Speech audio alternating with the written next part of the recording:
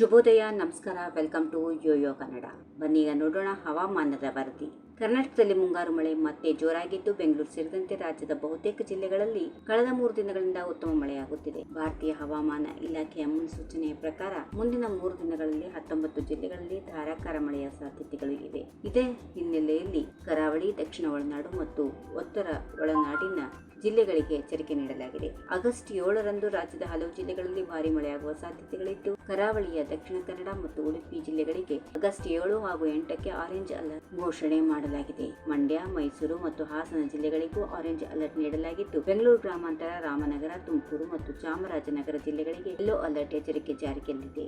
ಕರಾವಳಿ ಜಿಲ್ಲೆಗಳಿಗೆ ಮುಂದಿನ 24 ಗಂಟೆಗಳ ಕಾಲ ಯೆಲ್ಲೋ ಅಲರ್ಟ್ ಘೋಷಿಸಲಾಗಿದೆ. ಆಗಸ್ಟ್ 8ರಂದು ಉತ್ತರ ಒಳನಾಡಿನ ಗದಗ, ಬೀದರ್, ಧಾರವಾಡ, ಹಾವೇರಿ, ಕಲಬುರಗಿ, ರಾಯಚೂರು ಮತ್ತು ಯಾದಗಿರಿ ಜಿಲ್ಲೆಗಳಲ್ಲಿ ಮಳೆಯ ಪ್ರಮಾಣ ಹೆಚ್ಚಾಗುವ ಸಾಧ್ಯತೆಗಳಿದ್ದು, ಈ ಜಿಲ್ಲೆಗಳಿಗೂ ಯೆಲ್ಲೋ ಅಲರ್ಟ್ ಮುನ್ಸೂಚನೆ ನೀಡಲಾಗಿದೆ. ಬೆಂಗಳೂರು ನಗರ ಸೇರಿದಂತೆ ರಾಜ್ಯದ ವಿವಿಧ ಜಿಲ್ಲೆಗಳಲ್ಲಿ ಆಗಸ್ಟ್ 9ರವರೆಗೆ ಮಳೆ ಮುಂದುವರಿಯಲಿದೆ ಎಂದು ಹವಾಮಾನ ಇಲಾಖೆ ತಿಳಿಸಿದೆ. ಗುರುವಾರದಿಂದ ಬೆಂಗಳೂರು ನಗರ ಸೇರಿದಂತೆ ರಾಜ್ಯದ ವಿವಿಧ ಜಿಲ್ಲೆಗಳಲ್ಲಿ ಮಳೆ ಪ್ರಮಾಣ ಇನ್ನಷ್ಟು ಹೆಚ್ಚಾಗಲಿದೆ. ಆಗಸ್ಟ್ 6, 7 ಮತ್ತು 11ರಂದು ಲಕ್ಷದ್ವೀಪ್, ತಮಿಳುನಾಡು, ಕರ್ನಾಟಕದ ದಕ್ಷಿಣ ಒಳನಾಡು, ಆಂಧ್ರಪ್ರದೇಶದ ಕರಾವಳಿ, ರಾಯಲಸೀಮಾ ಮತ್ತು ತೆಲಂಗಾಣದಲ್ಲಿ ಭಾರೀ ಮಳೆಯಾಗುವ ಸೂಚನೆ ಇದೆ.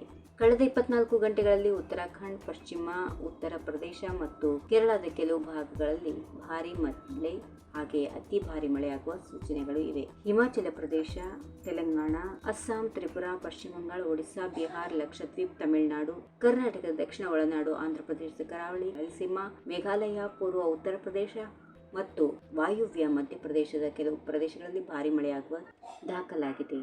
ಈ ವಿಡಿಯೋ ನಿಮಗೆ ಇಷ್ಟವಾದಲ್ಲಿ ಲೈಕ್ ಮಾಡಿ, ಶೇರ್ ಮಾಡಿ, ಸಬ್ಸ್ಕ್ರೈಬ್ ಮಾಡಿ.